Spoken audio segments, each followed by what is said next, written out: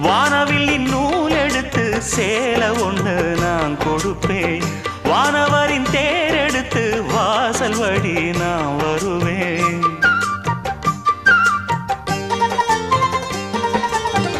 வானவில்லின் நூல் எடுத்து சேலை ஒண்ணு நான் கொடுப்பேன். வானவரின் தேரெடுத்து வாசல் வழி நான் வருவேன்.